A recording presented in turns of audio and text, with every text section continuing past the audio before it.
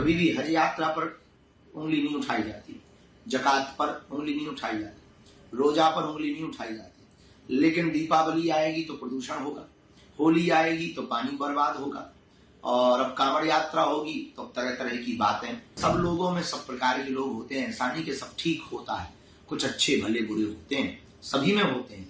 किसी जितने मजहब है उन मजहबों में भी अच्छे भले बुरे लोग हैं। अब कांवड़ यात्रा पर जो उंगली उठा रहे हैं, हमको तो लगता है निश्चित रूप से उनको मानसिक बीमारी है। महाराज, कांवड़ यात्रा को लेकर बयानबाजी कर रहे हैं मौलाना की कांवड़िया मांस लेते हैं, शराब पीते हैं, हुड़दंग करते हैं। इसको किस तरीके से आप देखते हैं इस बयान को? लगातार वर्तमान समय में सनातन पर टीका टिप्पणी करना बड़ा सरल हो गया है, सॉफ्ट टारगेट है सनातन। कभी भी हज यात्रा पर उंगली नहीं उठाई जाती, जकात पर उंगली नहीं उठाई जाती, रोजा पर उंगली नहीं उठाई जाती। लेकिन दीपावली आएगी तो प्रदूषण होगा, होली आएगी तो पानी बर्बाद होगा, और अब कांवड़ यात्रा होगी तो तरह तरह की बातें।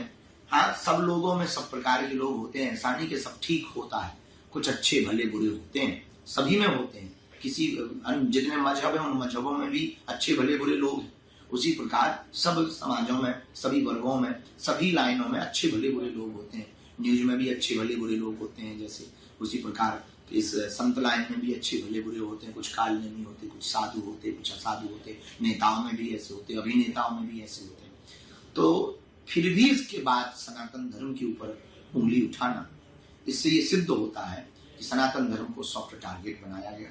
इस देश में सनातन धर्म से लोगों की आस्था उठे, सनातन में आपस में विद्रोह उत्पन्न हो, इसलिए बार बार टीका टिप्पणियां भगवानों के ऊपर, कभी मंदिरों के ऊपर, कभी त्योहारों के ऊपर, कभी सनातन की परंपरा के ऊपर की जाती हैं। अब कांवड़ यात्रा पर जो उंगली उठा रहे हैं, हमको तो लगता है निश्चित रूप से उनको मानसिक बीमारी है और वो विक्षिप्त है। कांवड़ यात्रा भगवान महादेव के प्रति श्रद्धा का प्रतीक है। अब कोई कैसे जा रहा, वो उसकी निजी आस्था है, वो अपनी आस्था से जा रहा, कि जल भर के जा रहा, हलचल करके जा रहा, वो उसकी अपनी निजी आस्था है। पर हमें नहीं लगता कि किसी पर टीका टिप्पणी करनी चाहिए। एक उंगली उठाए किसी पर तो तीन उंगलियां सुधा अपनी तरफ मुड़ जाए। ऐसे मौलानाओं के लिए क्या मैसेज है बागेश्वर धाम पीठ से? हम उन मौलाना साहब को ये कहना चाहेंगे, उनके धर्म गुरुओं को, कि हमारी बात बहुत गंभीरता से है।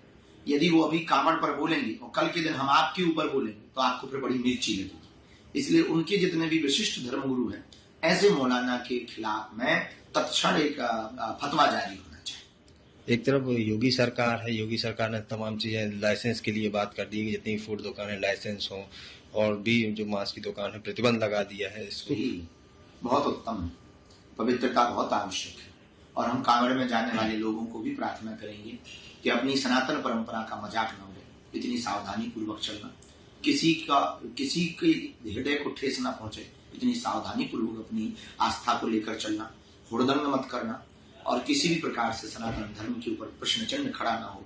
तो बड़े सावधानी पूर्वक, बहुत गंभीरता पूर्वक, पवित्रता के साथ चलना, ताकि हमारे भगवान महादेव का मजाक का पात्र न बने। कांवड़िया, एक कांवड़िया के कारण सभी कांवड़ियों के ऊपर उंगली न उठे, क्योंकि सब बुरे नहीं होते। एक आध कोई बीच में अगर बुरा भी हो तो उससे भी हम प्रार्थना करेंगे कि और जगह है और यात्राएं, उन यात्राओं में तुम उपद्रव कर लेना, पर कांवड़ यात्रा में उपद्रव मत करना, ताकि सनातन धर्म पर प्रश्न चिन्ह खड़ा न हो।